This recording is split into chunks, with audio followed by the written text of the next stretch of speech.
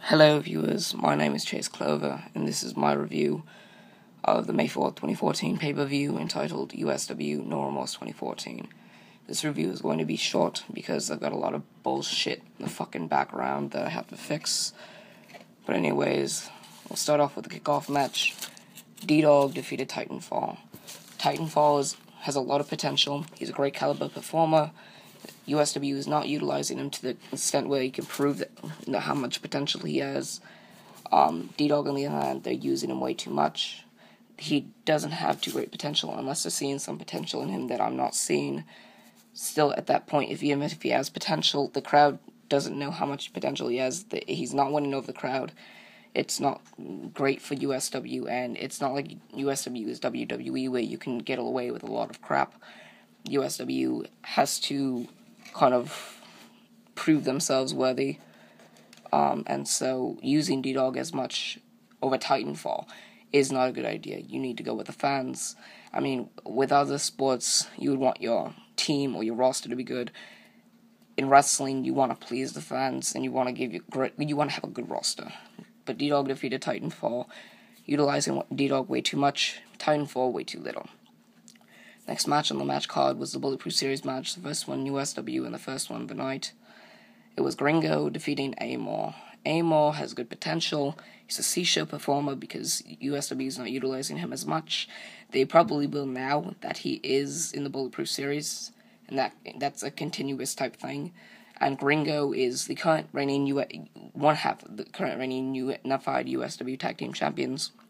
Gringo and Fernandez both are in the Bulletproof Series. This gives USW some time to strengthen up their tag team division while the tag team champions are in the Bulletproof Series. And maybe even some inside the Bulletproof Series. Maybe Dwayne Porter and Prophecy, which is a tag team I would really want to see.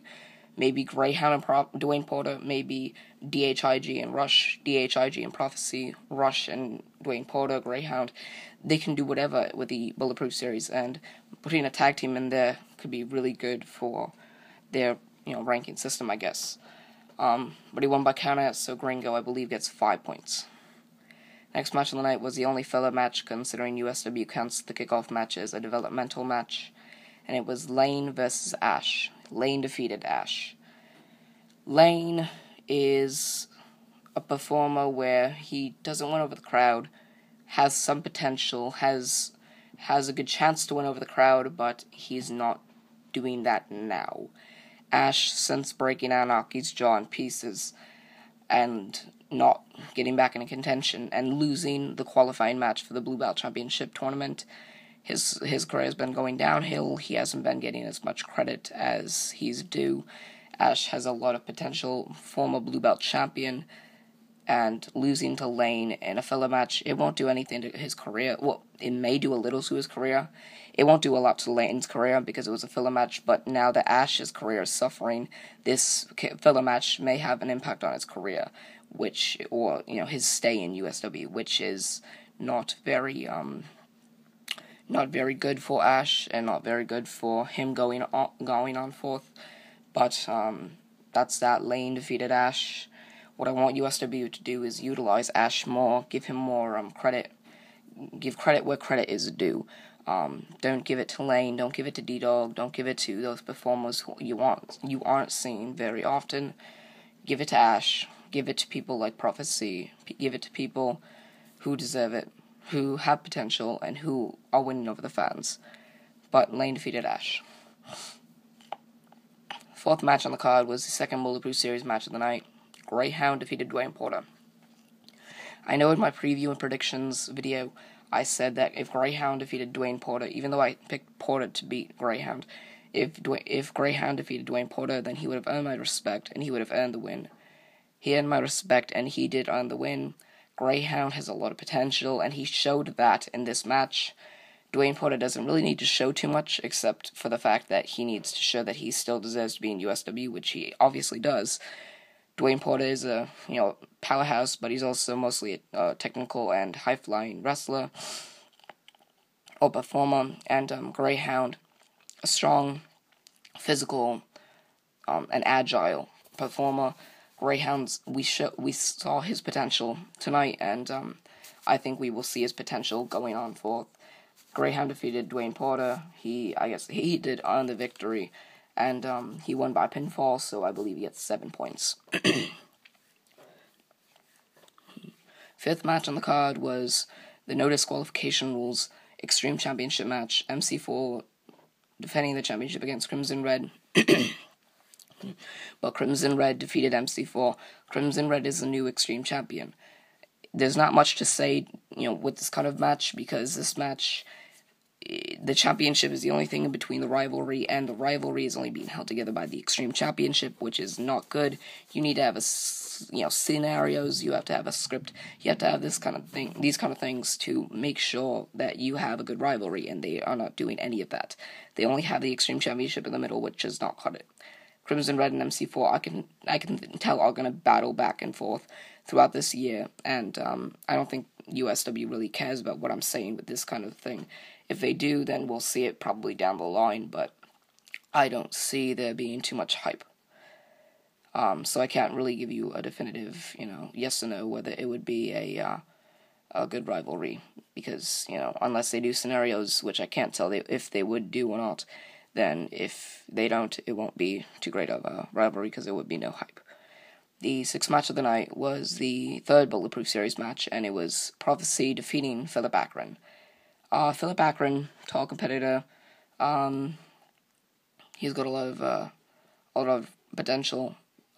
Prophecy, on the other hand, great competitor, high flyer, can be a powerhouse if he needs to be, good at submissions, he's got a lot of potential, he's got a lot of potential, and so does Philip Akron.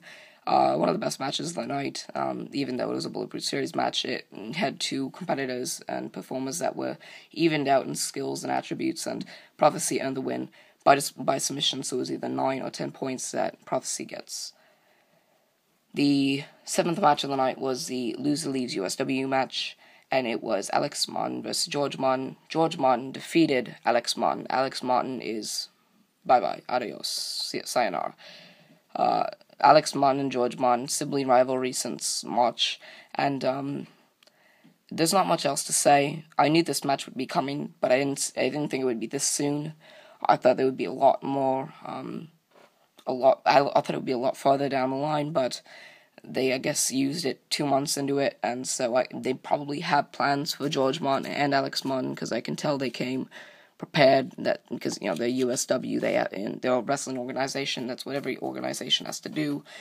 But I can tell they have something for George Martin and Alex Martin, so I wouldn't say that this would be the last time you would see Alex Martin in USW. The eighth match of the night was the fourth Bulletproof Series match, and it was DHIG defeating Rush by countout. So I think DHIG gets 5 points.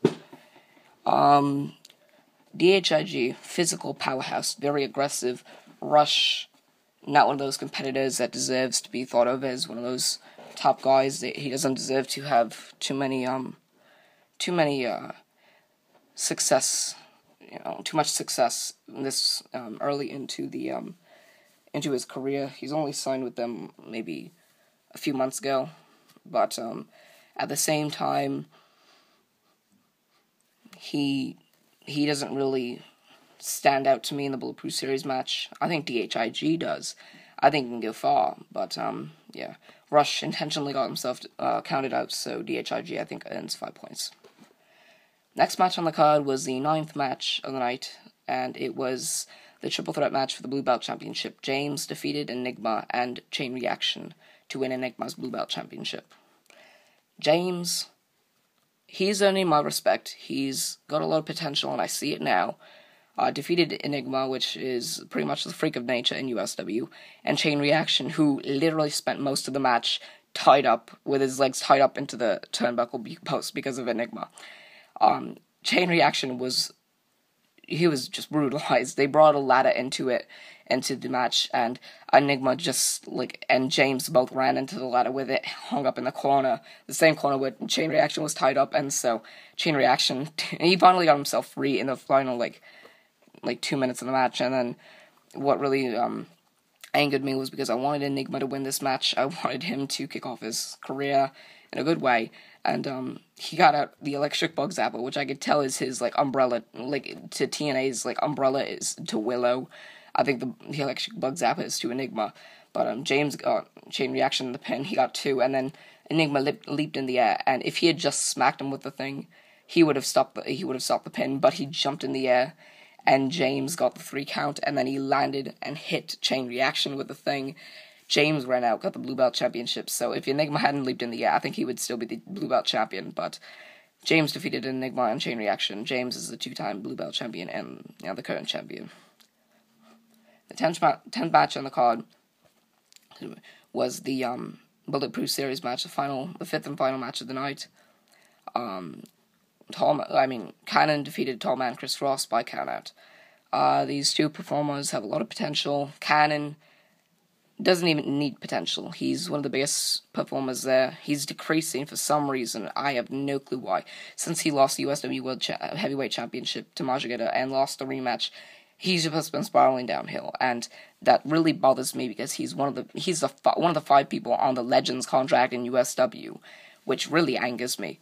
And Tall Man Chris Ross, the most times anyone has held the USW World Heavyweight Championship was Chris Ross 4 times, and then for him to get Cannon 5 points through countout, even though Cannon was the one who got the countout, he pretty much kept Chris Ross out of the ring until the 9 count, then got in the ring, and then got the 10 count and won by countout. Don't ask me why he didn't go for the pin. I guess maybe because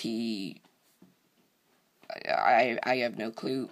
It could possibly be because of the fact that, I guess, he wasn't thinking, but, that really caught my eye. I was like, whatever. And so, that's what it was to me. The 11th match on the card was for the USW World Heavyweight Championship. Majigeta retained the championship and defeated Lone Wolf. The two battled back and forth. Lone Wolf had the upper hand, then Majigeta started having the upper hand, and it just went on back and forth from there, and so that went on and so forth, and so Lone Wolf had the Howl locked in, and then Yo-Yo Joe came down, distracted Lone Wolf. Majigeta picked up the win and retained the USW World Heavyweight Championship. Final match of the night, 12th match, the main event of the night, the 12th match on the card, USW Championship. Boy, oh boy, this match was a shipwreck. Alexander Rotten defeated Zach Hardy, who was the USW champion, and, Hardy's a good competitor. He is very strong, powerhouse. He can be a high flyer at times, and he gave Alexander Rotten a championship match just because he wanted it, just to get him off the promo, which bothered me because Alexander Rotten did not deserve it. And as I said in the preview, Hardy went on and told everybody about how many other people were in line ahead of Alexander Rotten, and Hardy's arrogance caught up with him. Oh, not arrogance, but cockiness, and Rotten hit him with a spear the second time, ended his championship reign at 137 days, which is the longest a competitor has ever held the USW Championship. Alexander Rotten won. He's the new USW champion. Hardy cashes in the rematch clause this Wednesday, and Rotten didn't deserve the win. Not Zach Hardy. Whatever. Hardy deserved the win. No doubt about it. Alexander Rotten just creamed him. He is like his head wasn't in the game or something. Like he was thinking about something else or someone else. I don't know. But and so Rotten won. Pretty much dominated the match. So forth. Hardy had, busted his eye open, left or right eye. It's right to me, and then left, I guess, to him. But Rotten went for his eye, where it had been busted open the previous Wednesday. Blood started flowing down from his face and or his eye, and or was underneath his eye socket, and Rotten used that to his advantage, and then hit him with a spear. Hardy kicked out, hit him with a spear again, pinned him for 3, and then walked out with the USW Championship, and pretty much just kind of mimicked Hardy and walked away as a champion. So that was my review for the the pay-per-view USW No Remorse 2014. Remember to like, favorite, and subscribe for more. I'm Chase Clover, signing off.